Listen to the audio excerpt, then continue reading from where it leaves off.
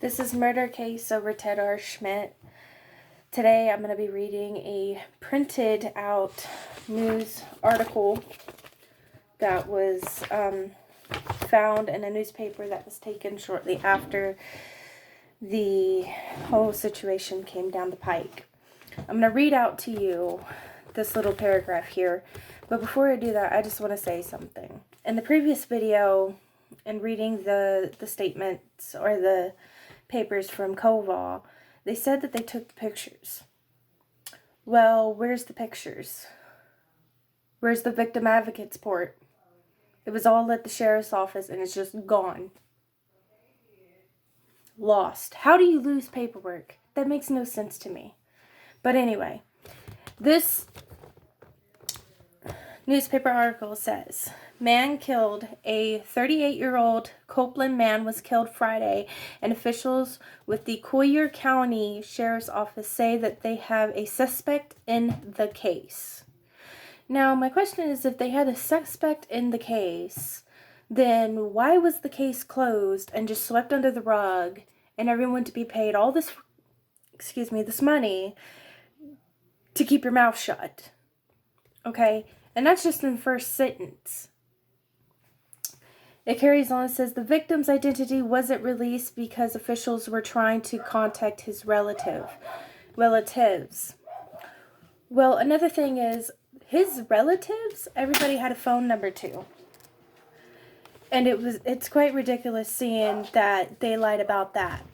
Another thing is, if you look at it, it says, but the sheriff's office said authorities were called to the man's home in the small Everglades community at 9:30 p.m. Friday.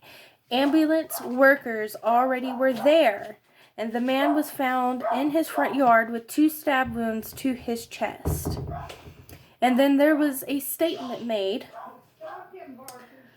We know who the victim is, but we're not sure of the details yet, said Sergeant Jeff Matero of the sheriff's office. We do have a suspect. Now, what I don't understand here is that, first of all, we have so far probably 2 sheets of paper, front and back, of just names that are not included on this list alone, which we have already said in previous videos before. Another thing is, in this article, like I said, everybody had Sherry Bauer's number. Because, first of all, Ted Schmidt and Tammy Smelser and her 3 daughters lived with my mother, Sherry Bauer, in my childhood home in Fort Myers, Florida. And they didn't want to release his identity because they were trying to contact his relatives. I just don't understand how screwed up and twisted that this has become. And then another thing is, there is just, I don't even know what else to say to that.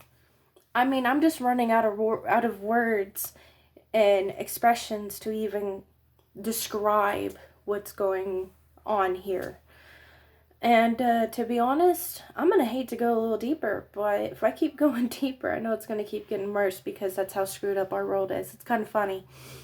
It's almost like the world's been painted with a big giant Joker face and he's just laughing at the moon.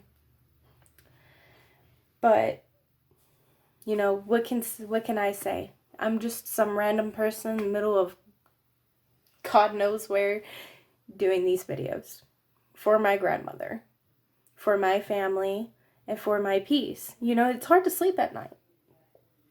Ever since I found out about this case, it's kind of hard to sleep. Some nights I struggle to get some sleep because it's kind of exhausting when, even though the case is old, it's 21 years old. And now, I apologize that I did not mean to lose you guys. But it's just the fact, as you read through everything and you put pieces together and you sort everything out, and then you get like obvious facts just thrown out there. by news reporters. And even in some of the statements, even in Cobalt's statement, he said that there was a suspect. Well, why didn't he get arrested back then? That's my point. It's greed. It's pure greed. God bless.